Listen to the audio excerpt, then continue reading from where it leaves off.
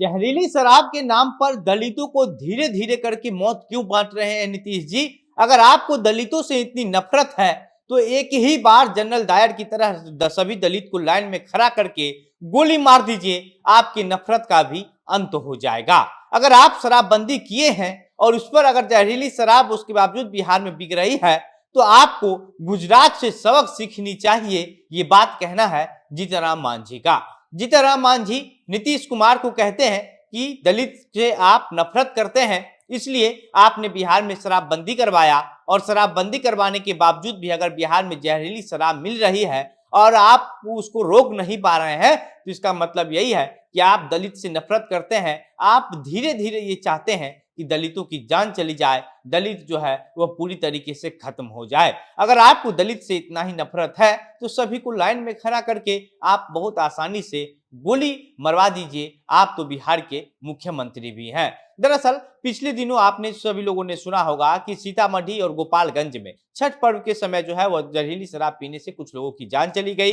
ये कोई पहली घटना नहीं है कि बिहार में जहरीली शराब पीने से कुछ लोगों की जान चली गई। कई बार ऐसा हुआ है कि सैकड़ों की संख्या में एक बार लोगों की जान गई है। छपरा का मामला आप सभी को याद होगा कि छपरा में किस तरीके का मामला हुआ था, कितना बड़ा सवाल सरकार पर उठा था और किस तरीके से पूरे बिहार में जहरीली शराब की वजह से हाहाकार सा मचा हुआ था। लेकिन इसके बावजूद बिहार में जहरीली शराब का जो धंधा है वह बंद नहीं हुआ है, शराब मिलना बंद नहीं हुआ है। और शराब मिलने की बात तो छोड़ दीजिए, बिहार में तो शराब खुद से बनाया भी जा रहा है और छपरा में उस समय जो जहरीली शराब बनाया गया था उसका जो सामान है वह थाना से ही चुराया गया था, जो अल्कोहल में यूज किया जाता है। लेकिन अभी भी बिहार में जो है जहरीली शराब मिल रहा है और शराब पीने से जब तब ये खबरें निकल करके सामने आती है कि जहरीली शराब पीने से फलना जिले में किसी की मौत हो गई तो इस जगह का किसी की मौत हो गई तो उस जगह किसी की मौत हो गई, इस तरह की खबरें जो है वो काफी आम हो चुकी है। वहीं इस पूरे मामले पर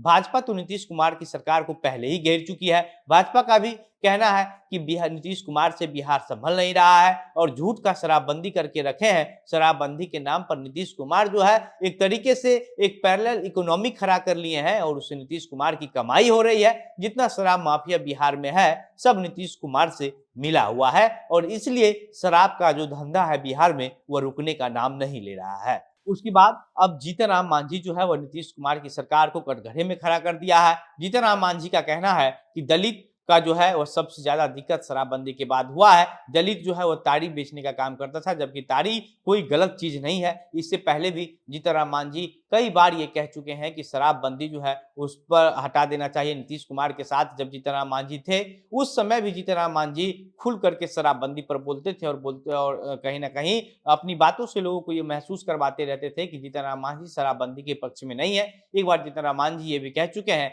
कि दिन भर लोग काम करके आता है, शाम में अगर 2-4 पैक पी ना लेता है तो इसमें कोई बुराई नहीं है, शराबबंदी जो है वह हटा देना चाहिए। लेकिन बिहार में शराबबंदी हटाने के बजाय ताड़ी बेचने पर भी रोक लगा दिया गया और ताड़ी बेचने पर रोक लगाए जाने के बाद पासी समाज के लोगों ने जो है वो पटना आकर के सड़कों पर कई बार जो है वो विरोध प्रदर्शन किया, हंगामा किया। लेकिन इसके बावजूद भी ताड़ी बेचने पर से भी प्रतिबंध नहीं हटाया गया। हालांकि ताड़ी जो है वो काफी आसानी से जब तब जहां तहां बिक रही है, इसमें कोई ये नहीं है। दारू तो मान लीजिए कि एक तरीके से छुपा करके बेचा जाता है, लेकिन ताड़ी जो है वो खुल्लम खुल्ला एक जगह बना करके दुकान खोल करके उसको बेचा जा रहा है। पुलिस का जब मन मर्जी होता है तो किसी पासी को जो ताड़ी बेच रहा होता है उसको गिरफ्तार करके लेकर के थाने चली जाती है। या फिर ऐसा भी बातें जो है वह सुनने को मिलती है समाज में, गांव में, कि पुलिस जो है वह हर ताड़ी के दुकानदार को जो है वह कुछ पैसे का महीना में जो है वो बांध के रखती है। इतने रुपये हर महीना पासी को जो है वह थाने को देना होता है, थाना के जो दरोगा होते हैं उनको देना होता है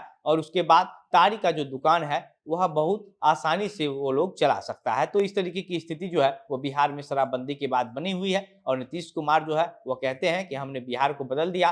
बार बार 2005 से पहले की स्थिति को लेकर के अभी की स्थिति पर वो बताते हैं कि नीतीश कुमार ने बिहार को कितना बदल दिया है। वहीं अब जीतनराम मांझी नीतीश कुमार को गुजरात से नसीहत लेने की जो है वह सीख दे रहे हैं, नसीहत दे रहे हैं कि आप गुजरात से सीखिए कि कैसे गुजरात में शराबबंदी है तो गुजरात में शराब नहीं मिल रहा है और आपके यहाँ शराबबंदी है तो आपके यहाँ हर रोज जो है लोग जहरीली शराब पी करके मर जा रहा है, तो कहीं 50-50 लाख रुपए का शराब आपके राज्य से बरामद हो रहा है। तो आप गुजरात से सीखिए कि कैसे शराबबंदी किया जाता है, कैसे उस अगर शराबबंदी का फैसला आप लिए हैं तो उसको पर अमल करवाया जाता है। बाकी जीतन राम मांझी पिछले कुछ दिनों से लगातार नीतीश कुमार पर काफी हमलेवर है और लगातार कोई मुद्दा ऐसा जीतन राम मांझी को मिलता है तो उस पर नीतीश कुमार को घेरने में कोई कमी नहीं कर रहे हैं। बाकी अब इस पूरे मामले पर आप क्या सोचते हैं, आपकी क्या प्रतिक्रिया है, अपनी बातें हमें कमेंट बॉक्स में लिख करके बताइएगा।